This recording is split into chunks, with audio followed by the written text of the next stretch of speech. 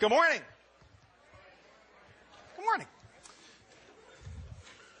So I'd like to pick up where we left off last time and just finish off translation and then step back and look at how this central dogma of DNA is replicated into DNA, is read out into RNA, and is translated into protein. Or actually, as Francis Crick really put it, all information flows from nucleic acid to protein.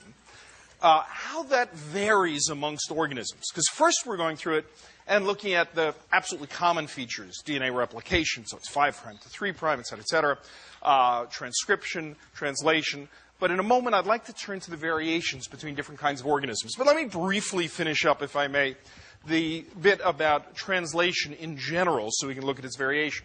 As we talked about last time, we have a messenger RNA that has been transcribed from a specific region of the chromosome, starting at a promoter and going to some stop of transcription.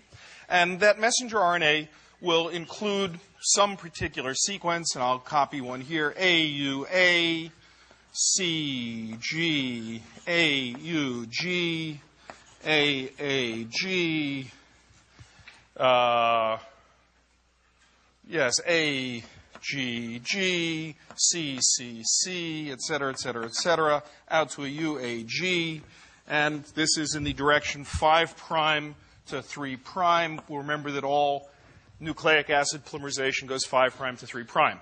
So what happens is the cell begins scanning this message, and it does that by this message being exported into the cytoplasm of the cell, the ribosome coming along and glomming onto this message and scanning on for the place to start. It looks, and it finds the first AUG. Footnote.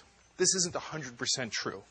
There are occasional messages that start their translation not at an AUG, and there are even more messages that don't quite start at the first AUG because the ribosome really is looking for something a little bit special. But to a first-order approximation, good enough for the textbooks, it goes along to the first AUG. In reality, it's a little more subtle than that. But it starts at the first AUG. And what it does is it builds a protein that corresponds to it according to a 3-letter genetic code. And you all know the lookup table. It's in your book. AUG, always the first amino acid put in, a methionine. Then AAG, lysine, I think. Then arginine. Then a proline. Now, this is this particular sequence. Any other sequence would be different, etc. How does it accomplish this matching between 3 letters of the genetic code? Oh, and when it gets to AUG, that is one of the 3 signals for stop. Don't put in any more amino acids. There are 3 such stop signals: UAG, UGG, and whoops, what did I just do here? Let's get that right. UAG, UGG, and UGA. Those are the 3 stop codons. So how many total codons are there? 64 codons. 3 of them spell stop. 61 of them spell specific amino acids. And how many amino acids are there? 20. So the average redundancy is 3. Some are specified by multiple codons. The most extreme is some amino acids are specified by as many as 6 codons. Thank you. Come back down. Of course. So it's UAG, right? Sorry, UAA and UGA and UAG. Thank you. Very good. All right, so now how does it accomplish this feat of taking amino acids, nucleotide sequence, RNA sequence, and converting it into the sequence of amino acids? As I mentioned last time, there was lots of original, somewhat nutty thinking about some loopy codes that would make the RNA fold up in such a way to bind the amino acids and all that. But as Francis Crick thought up, there had to be some kind of an adapter molecule that would take the RNA sequence and would somehow connect it up to the correct amino acid. And that was UAC, a particular transfer RNA molecule. And the tRNA molecule is an adapter sequence that has 3 nucleotides here that match up to the 3 nucleotides of the codon that we're trying to translate. And it has the appropriate amino acid that's been stuck on the end of it. And how does it get there? How does the right tRNA, the tRNA to match this codon, have the right amino acid put on it? There's a dedicated enzyme that recognizes that tRNA and puts on that amino acid. It's an aminoacyl tRNA synthetase. It sticks the right amino acid on the right transfer RNA. So that's how it accomplishes the physical recognition of these 3 bases and has the right amino acid attached to it. There's an enzymatic machinery that has all of these tRNAs floating around in the cell, which can be used for this translation here. How does this actually happen physically? It happens in this vast machine called the ribosome. In the ribosome, if we have, say, our codon here, and we have a tRNA that we'll put that actually in the ribosome, that, say, has the first amino acid here, methionine. There's a cavity for this guy, and there's a cavity for the next guy. And other tRNAs come into the cell carrying their next amino acid. Maybe it'll be here a lysine that matches up with the codon and the anticodon. And when the right tRNA fits in the next cavity over, the ribosome itself catalyzes a peptide bond between these amino acids. Then it chugs over by 1, it translocates by 1, moving this bit of the complex to the left, and the peptide chain continues to grow out this end. As each new codon is moved into position, a tRNA comes in, bringing the right amino acid, until finally a stop codon is hit. And what happens when you hit a stop codon? It stops, and is there a tRNA for a stop? Turns out there's not. There actually isn't. There's some other factor. There's a protein factor that helps recognize the stops. So that just continues to chug off. Those of you who are computer scientists or mathematicians will recognize this is a 2-tape Turing machine. It is the smallest 2-tape Turing machine that I know to exist. If you don't know what that means, you can forget about that comment. In any case, but some of you know what that is. So that's how it proceeds. That is your basic protein translation. And I must say, what I really love about this was that Francis Crick kind of figured out what had to happen just on first principles and was able to think through it much more clearly and direct people to know what to look for in the laboratory. And if people had not had the clarity of thinking that Crick provided by saying, look, there's got to be this kind of adapter, I don't think they would have found it as quickly. But once he said, this is what you've got to look for, golly, it was there. You can't do that very often, but Francis Crick seemed to have a very good track record of doing those things. Okay. So that was just finishing off translation. Now what I'd like to do is turn to variations on the theme as the major issue for today.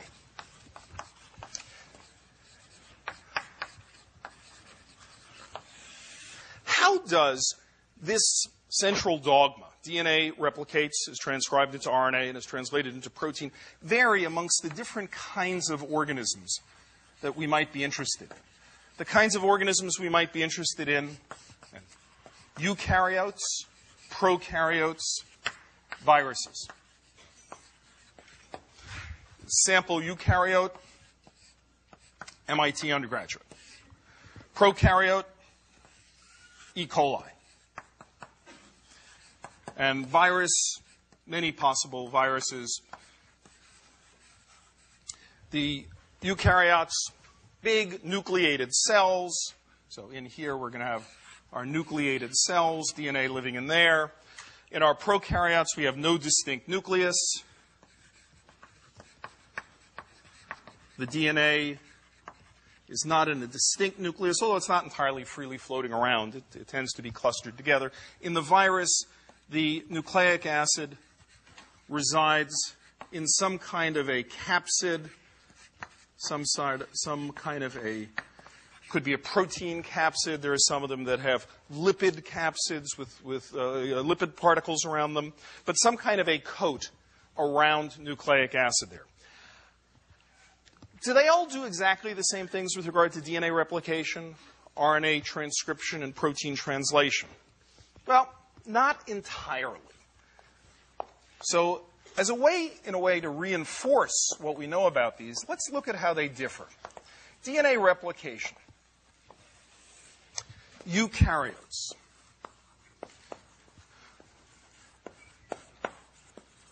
What's the structure of one of your chromosomes?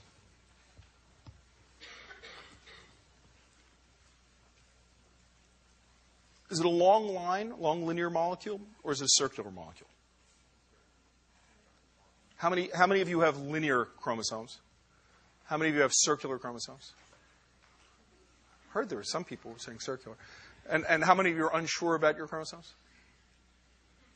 Okay, that's good. Well, then I'm pleased to inform you that you have long linear chromosomes. Every human chromosome is a long double-stranded molecule of DNA.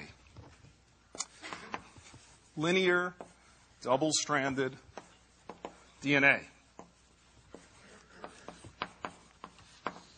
They can be extremely long. You have 23 chromosomes, and together they make up 3 billion nucleotides of DNA. A typical chromosome could be 150 million bases long as an average size for a chromosome. And it's a single connected molecule, 150 million bases long in the human is a typical chromosome. One tricky little bit about replicating DNA. Let's just think back to our little model of replicating DNA. And let's come to the chromosome end here. So 5' to 3', 5' to 3'. We're going to start replicating. We're getting to the end of chromosome number 1. We've got a primer here. And the primer is going to be used to extend, extend, extend. We get right to the end. That's good. Tell me how we're going to replicate back. We need a little primer to start it, right? And where's that primer going to land? Maybe over here. We'll start replicating back. Oh, boy, we haven't done this bit here. So what do we have to do there? So we need to primer a little further back. Okay? But you know what? The chance that we're going to get that right at the end, that we're going to get a primer exactly at the end, is pretty low. And if we don't have a primer exactly at the end, what's going to be wrong with that copy of the chromosome? Too short. Now, big deal. So it's short by maybe 20 bases. But that's just this cell division. What about next cell division? It'll be short on average by a little bit. And then the next cell division?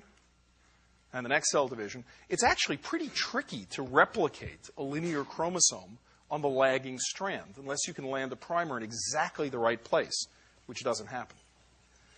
So a special little solution is used.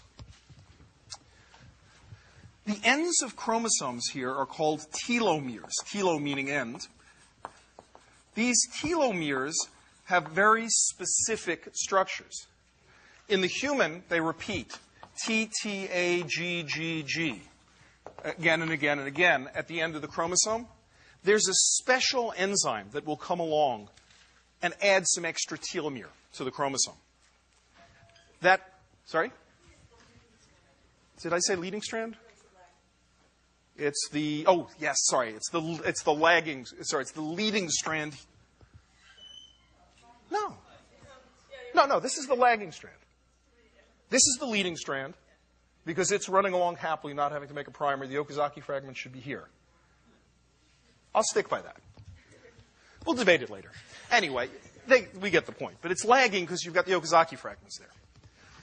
So anyway, we have a problem of replication, and the way the cell solves it is the actual replication is shorter. But since it manages to stick some repeat at the end of the chromosome, it adds back some more TTAGGG, and it keeps dynamically adding more. What do you think would happen if you didn't? What's the enzyme that adds telomeres? Telomerase. Okay, telomerase adds that. What cells do you think need to have active telomerase? Rapidly dividing cells would need to have telomerase. Cells that are not rapidly dividing, cells that have stopped dividing, can shut off their telomerase. But if a cell is going to go through lots and lots of cell divisions, it's got to tidy up its telomeres each time because they're getting too short. You've got to have an enzyme that's adding back ends of chromosomes. What cells do you think particularly care about having telomerase on? Cancers. It turns out that this is not a trivial point. More than 90% of cancers have to turn on actively the telomerase gene, which would be shut off in normal cells because the cell's not dividing anymore. Part of becoming a cancer is having to turn on this repair mechanism for the end of this extension mechanism for the ends of your chromosomes. And so various people are trying to make drugs to inhibit cancers by inhibiting this telomerase enzyme. So understanding just your linear replication of chromosomes is a kind of useful thing even in dealing with things like cancer. Genome sizes, I mentioned, how big was the human genome? 3 times 10 to the 9th bases. The mouse genome, it's almost as big, about 2.7 times 10 to the 9th bases, 2.7 billion bases. The elephant genome,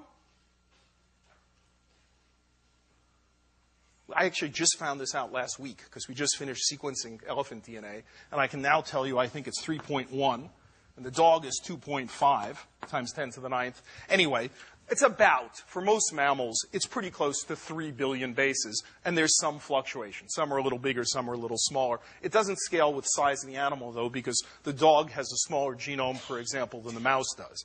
But the elephant's a bit bigger than us. And check in later in the term, I'll tell you about the aardvark. We should know in a little while.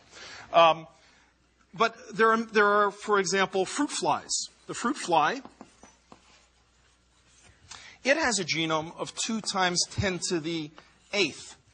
I'm being quite approximate. In fact, I'll give you 1.5 times 10 to the 8th. 150 million bases.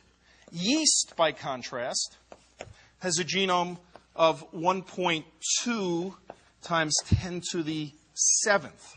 So that's 12 million, 150 million, give or take, and about 3 billion. So 3,000 million. So genome sizes can vary quite dramatically amongst different eukaryotes. Now, what about prokaryotes? How do the prokaryotes differ? Prokaryotes differ because their genomes are typically not linear chromosomes. The typical prokaryotic chromosome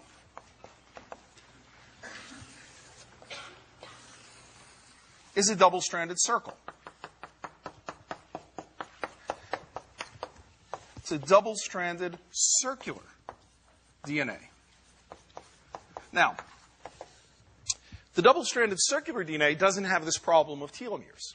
You just keep replicating around and you get to the end. So there you have a much simpler replication system than having to worry about your ends of chromosomes. You also have much smaller genomes. The typical prokaryotic genome size is on the order of a few million bases. E. coli, 4.6 million bases. There are, for example, mycobacteria, such as the mycobacteria that cause tuberculosis or leprosy, have on the order of, well, actually not quite them, but other mycobacteria have on the order of about 1 million bases or so. Mycobacteria, M. genitalia has actually slightly less than 1 million bases. So these are basically several million bases. So there's a huge variation in genome size. Your genome is about 1,000 times bigger than E. coli's genome. Now, you do actually have one circular chromosome. Do you know what it is? I speak about the 23 pairs of human chromosomes. There's actually one more human chromosome. The mitochondria have their own chromosome. It's a circle. That's very odd that you would have one chromosome that's a circle that looks like a bacterial chromosome. Do you know why that is? The mitochondria arose as a symbiotic bacterium that became a symbiote of eukaryotic cells about 1.5 billion years ago. It was a bacteria taken up into another cell, and that's how eukaryotes evolved. And we can even see that little signature of it having been a prokaryote from the fact that it's got one of these circular prokaryotic-looking chromosomes. Now, it, because it's living in your cells, has thrown out all sorts of genes that it doesn't need anymore because the nucleus supplies most of the proteins. So your mitochondrial genome is a circle that's a mere 16,000 bases long. It's a very small circle, encoding a very limited number of genes. But it's, in fact, the residue of the bacterial symbiont that led to the formation of eucs. Now, viruses. What do viruses have? Do they have double-stranded linear chromosomes?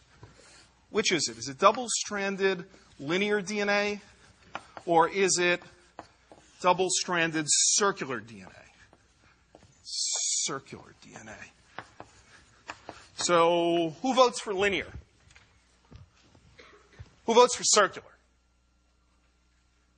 Who's undecided? The undecideds are very large here. So the answer is both. Some viruses have double-stranded linear DNA. Some viruses have double-stranded circular DNA. It's worse than that, though. Some viruses have single-stranded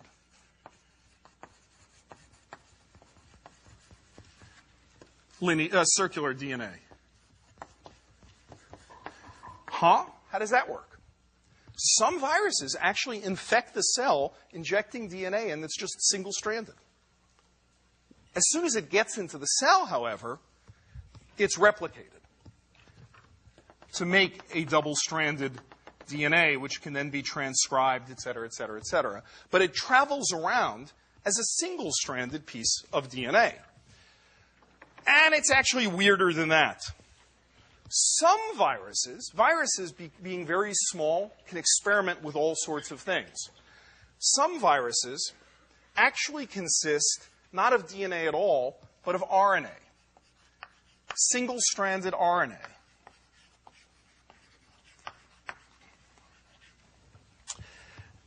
How does it do that? So in other words, in the capsid, there's a single strand of RNA. When it gets into the cell, what does it do? Sorry? It creates, how does it create DNA? From the RNA? How's it going to do that? Well, but how is it going to turn itself into DNA? It needs an enzyme to do that. Reverse transcriptase. You would like to reverse the transcription process, and you would like to name that reverse transcriptase. And where are you going to get this reverse transcriptase enzyme from? Laying around. Laying around where? I mean, the cell is just sitting there with reverse transcriptase waiting to obligingly reverse transcribe this virus? Your RNA, so just make it. Your RNA, so make it how? With ribosomes. So in other words, if I'm an RNA, why don't I encode the sequence for a reverse transcriptase and actually translate myself? So if you were really clever, you might decide to put in the genetic code for a reverse transcriptase. And when that message gets into the cell, it will first act as an mRNA, a messenger RNA, translate, make. Here's the reverse transcriptase enzyme, which is then going to go, and it's going to reverse transcribe this thing into, say, DNA. So Wow. Now that's a good one. This is a plus-strand virus. It encodes its own reverse transcriptase in its instructions. There actually are minus-strand viruses that don't. But what they do is instead, in their own code, in their own package, bring along a reverse transcriptase. So either you can encode your own reverse transcriptase, or in the package you can include your own reverse transcriptase. Do you know any viruses? And then the reverse transcriptase is then used to transcribe the DNA, the RNA, into DNA, and eventually into a double-stranded DNA, which, in some of the viruses, can then be slammed into and inserted into your own chromosomes. So a DNA copy of the virus can be installed into your own chromosomes, which is somewhat insidious. What viruses do you know that do this? HIV. More generally, retroviruses are the class of these viruses that can in fact run this replication process from RNA to DNA and install DNA copies of them in your genome. And how do you then get the DNA copy out of your genome? You don't. It doesn't come out. Retroviral insertions don't come out. That's one of the issues in dealing with AIDS, is once this DNA copy is in a cell, it's not coming out. We have no way to remove it. We have to make sure that the virus is shut down by other mechanisms that might inhibit its products, et cetera. But once it's stuck a DNA copy into your own chromosomes, there's no way of getting it out.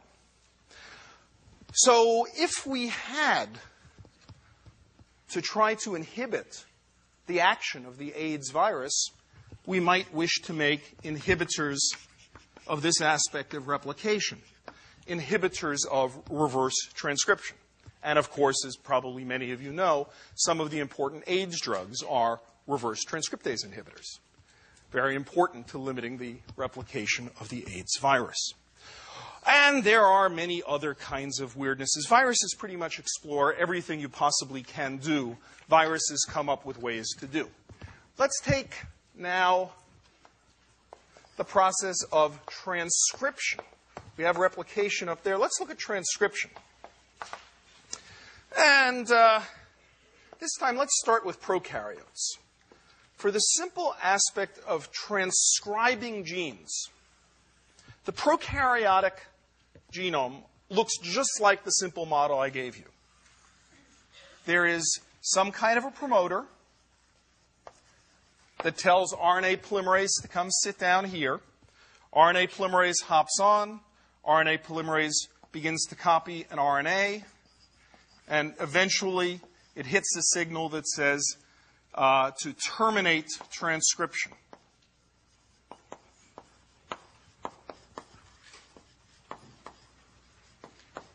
Okay? This is not a stop codon, which is about translation. This is a termination of transcription. And this RNA then goes off. Perfectly happy thing, a messenger RNA, mRNA. So there's nothing weird about prokes compared to the simple description that we gave before.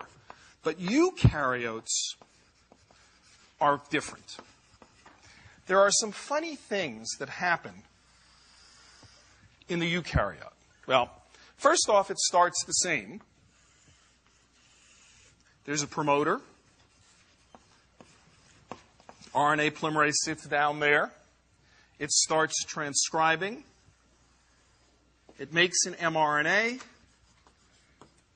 It hits the transcriptional termination signal. It stops.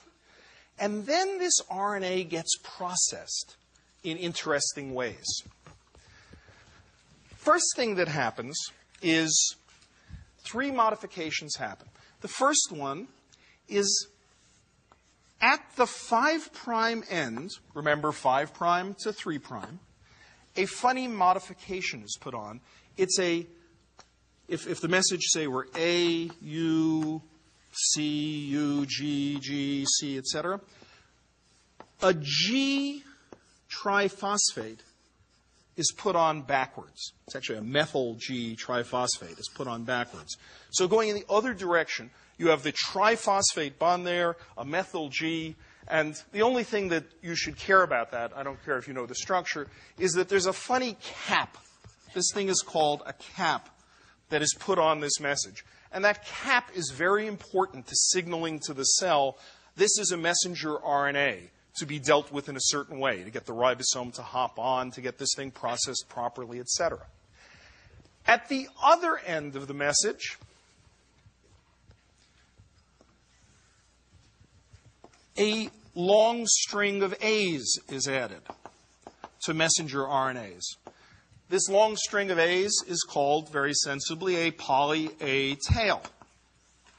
The poly-A tail is added to the messenger RNA, and very often, I mean, if you wanted to purify messenger RNAs from your own human cells, you can actually use poly-T as a reagent, because it turns out because messenger RNAs have a poly-A tail, they'll bind to and stick to poly-T. So people actually purify messenger RNAs by binding them to poly-T, and they get the poly-A tail. But it is broadly believed that the reason for this poly-A tail is not to make things convenient for molecular biologists to purify messages. To the contrary, it is an important function for the cell, and it turns out that this is important in regulating the stability of messages. If, in fact, you don't have a poly-A tail, if you contrive to make the same message without the poly-A tail, the message will be degraded rather rapidly. And the lengths of the poly-A tails control aspects of the degradation, etc. So in a complex eukaryotic cell, already it's had to attach a little signal at the front, some signals at the back that says, process me in a certain way, etc., don't degrade me yet. You could even imagine that this poly-A tail could serve as a little bit of a clock for how long that message sticks around. It's not quite that simple, but there are ways to do it. But all of these pale in comparison to the third way in which eukaryotic messages differ from prokaryotic messages. These small modifications are, as I say, small. The most striking way in which they differ is that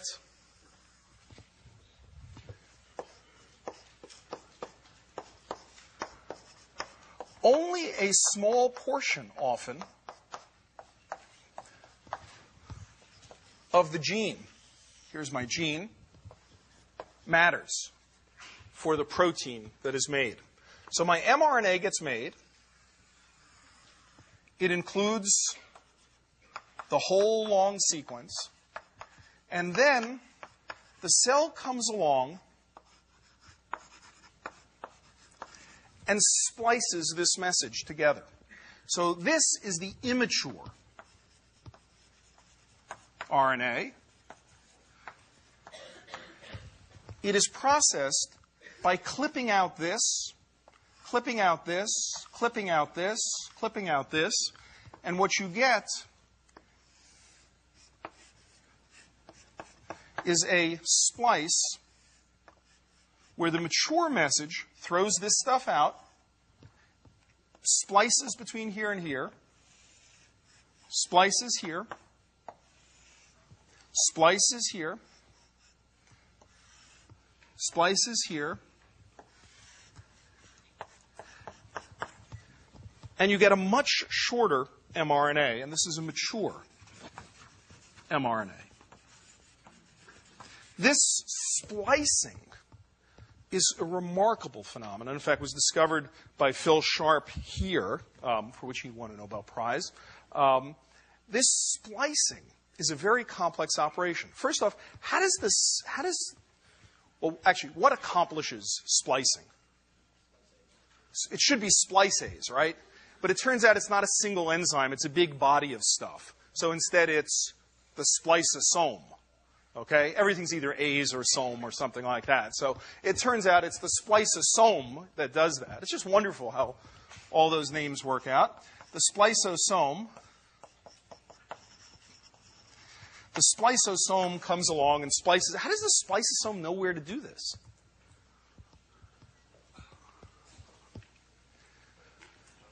Well, there are kind of codes. It turns out that there are some information encoded along in these messages. It turns out that there's, slight biases. Typically, the sequence just after where the splice starts here is a GU, and the sequence here is an AG. But that's obviously not enough information. Right? It's not enough bases of information to get this right. And so there's a little more preferences for what bases used. But the truth is we don't fully know. Our best picture right now involves some cellular factors help recognizing the parts that are supposed to stay in, some sequences here. But the truth is we don't have the simple codes, because if we had the simple codes, we'd be able to take a long stretch of DNA and figure out exactly where the splices go based on just computer analysis. And we can't do that so well. These bits that stay in are called exons. The bits that go out are called introns. This is the source of extraordinary confusion for students, because you might think that the bits that are excised are the exons, but they're not. The bits that stay in are the exons. Why are they called exons if they stay in, and X is a prefix meaning out? Well, because the introns are named because they're intervening sequences. Once the introns, the intervening sequences, were named as intervening sequences, or introns, you were stuck then having to name the things that stay in as exons. This was all done by a Harvard professor. Don't blame me. In any case, a good friend, Harvard professor, but nonetheless, I'm not sure that this was the best way to name them, but you're stuck with it. So, for a typical human gene, the length of the gene itself might be 30,000 bases. But the mature RNA, the mature mRNA,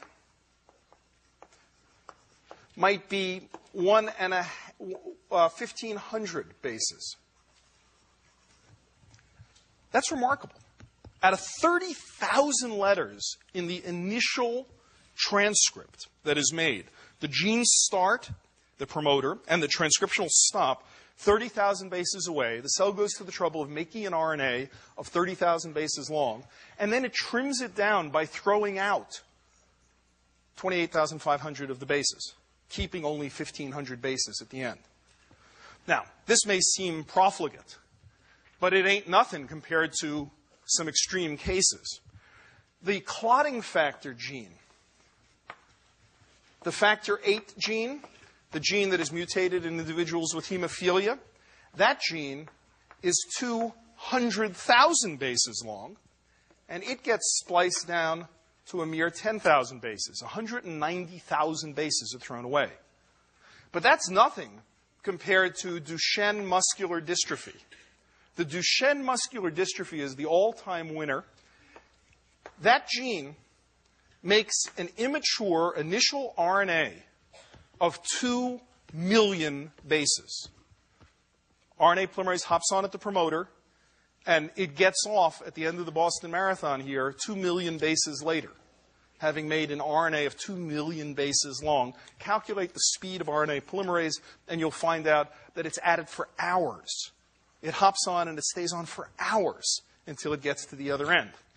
And then, for all its troubles, this gene is spliced down to 16,000 bases in the mature message. Yeah. How would it increase the chance of mutations? Because if you don't splice it at the right place, Yep. then you get extra bases that are nested. So splicing mutations could be a problem. Some diseases could arise from errors in splicing. Do you think that happens? Sure does. There could be mutations that create, so that change a splice signal, or mutations that create a new splice signal. And all of that could screw up the gene. Why do this? What in the world is going on? Just think about the energetic cost. I mean, count up the ATPs involved in synthesizing a nucleotide, then the ATPs involved in adding nucleotides up. You know, think about this totally wasted energy. What is the point? I might be able to encode multiple proteins with the same gene. How would I do that? Whatever you cut out, you could cut out certain Ooh, wouldn't that be clever? I might be able to take a single gene and make a mix and match product.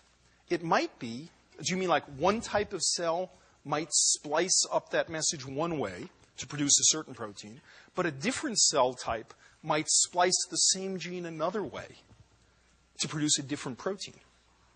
Ooh. So you're proposing, if I understand you correctly, alternative splicing.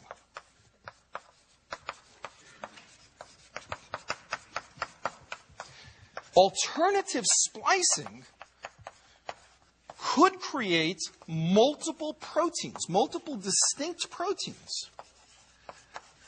It might be, for example, that you might make one protein that has a cytoplasmic tail and another protein that doesn't have a cytoplasmic tail, or a different tail. Or this is true. This actually happens. It's very clever. Anything that can happen does happen somewhere, and it's fairly regularly used. A typical gene in the human being has at least 2 alternative splice forms on average. Many don't, but there are some that have large numbers. The most extreme is there's a gene known in Drosophila that has more than 1,000 alternative splice forms. How does it know? How does the cell know whether to splice it one way in the liver and one way in a heart or something? We don't fully know, but there's machinery and signals people are trying to work out for that. Now, I don't want to confuse you too much about it. Mostly when we give you a gene, you should think about it spliced out introns, exons. But the truth is, it is more complicated than that. There can be alternative splicing that allows genes to be used in multiple ways. Sometimes they don't make multiple proteins. They may splice into portions of the mRNA that are not translated. But there is that. But boy, it's a huge amount of overhead here just to do that. Is it justified? Yes? Are the exons, can you tell in the immature RNA the difference? That is by computer, if I just gave you the sequence? Not quite. Almost. Maybe. Sort of. It turns out that the computer programs for automatically recognizing them out of the human genome are sort of mediocre. Not very good.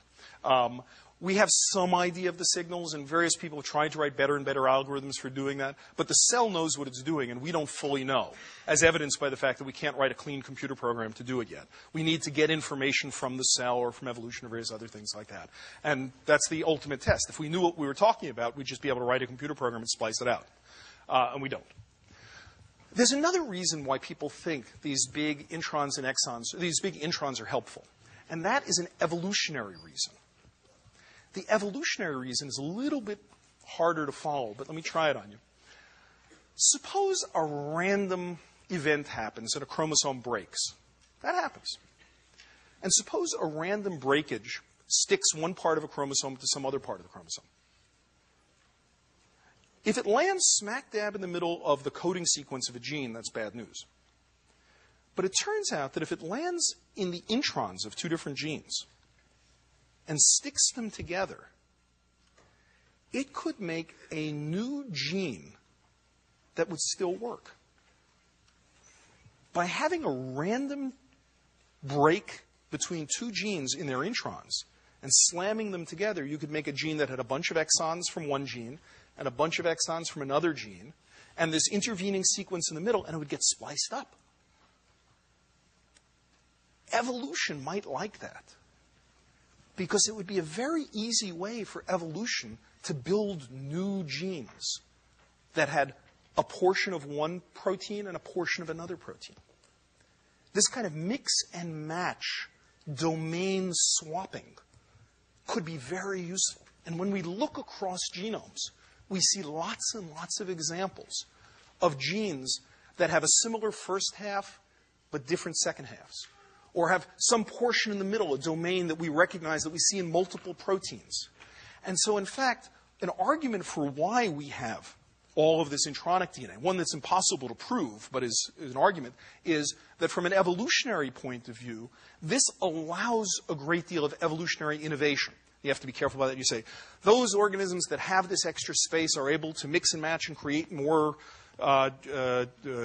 new kinds of combination proteins, et cetera, and therefore survive better, et cetera, et cetera, et cetera. Why don't bacteria have this?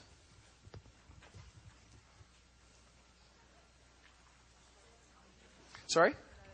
They're not as complicated? That's one thought, is we can take a sort of condescending attitude to these bacteria. They're not very they're just not so complicated.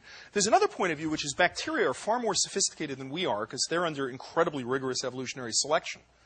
You might argue that if I'm a bacteria, can I really afford all this extra DNA? No, the metabolic cost of all that extra DNA is huge to a bacteria which competes on replication. It's got to divide every 20 minutes, and trying to put in all these extra bases would be very bad news. So you might imagine, just to be, stand things on its head, that early life all had introns, and bacteria, in the process of competing to be more and more efficient, got rid of their introns. There's actually a large camp of people who think it went that way, that early life evolved with introns, and then bacteria, in the pressure to compete, got rid of them. And there's some evidence to support that. Bacteria don't have introns. Small eukaryotes like yeast that sort of do compete on replication have some introns, but a small number. There are only about 250 introns in yeast. Only about 5% of the genes have an intron, and they're small.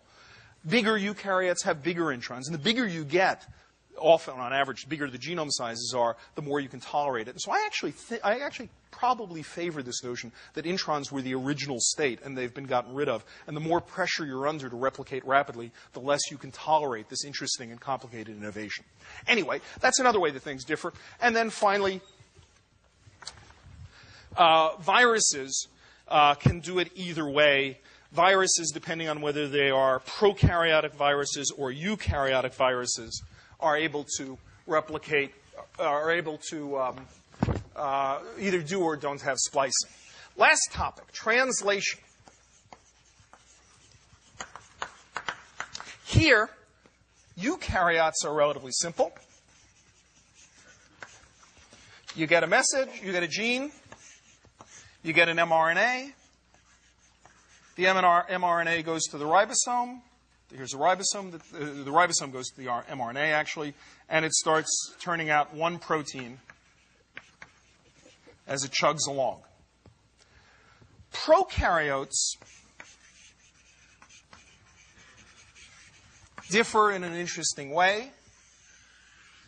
I get a promoter here that is transcribed into my mRNA, but it turns out that the mRNA can encode multiple independent proteins, protein 1, protein 2, protein 3, on the same mRNA. And a ribosome will hop on here and synthesize this one. A ribosome will hop on here and synthesize this one. And a ribosome will hop on here and synthesize that one. And you have what is called a polycistronic message. Poly, many, cistronic. Cistrons were an old name for coding regions of genes here. Polycistronic messages. Why would you want to do that? Have a single mRNA that encodes multiple distinct proteins, each starting with its own ribosome start site there. Efficiency. Maybe, in fact, these would be, how about, this would be clever, make them multiple steps in a biochemical pathway. Have them encoded on a single messenger, so then you'd only have to worry about regulating that once. If you have the regulatory machinery to turn on, you'll make all the enzymes for the pathway. And that's exactly what bacteria do. They tend to put all the enzymes for a pathway on a single message, so when they want to call up, let's digest hexose this morning, they have a whole thing that'll let them be able to do that. Polycistronic.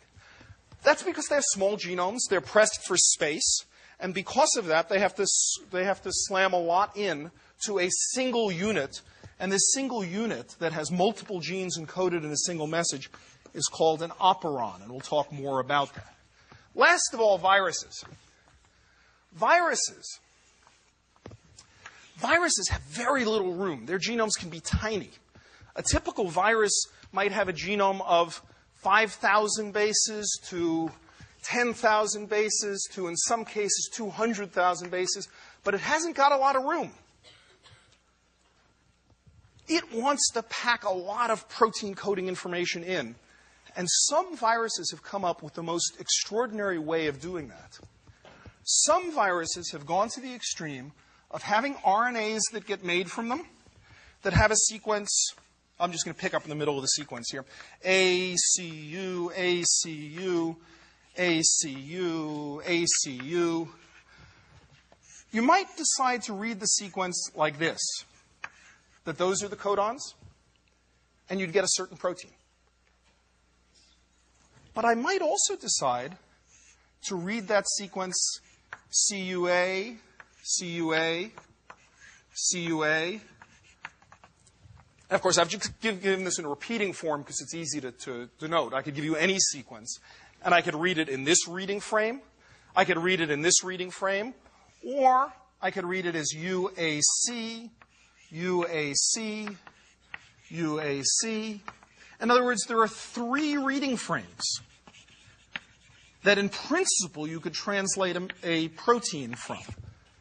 In a typical prokaryotic gene or eukaryotic gene, only one of those is used. You start at the first AUG, and that sets the reading frame.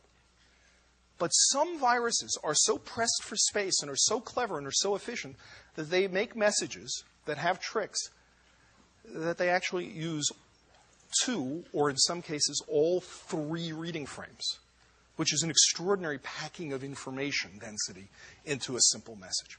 So, the basic point, we have a simple model. DNA is replicated, transcribed into RNA, translated into protein.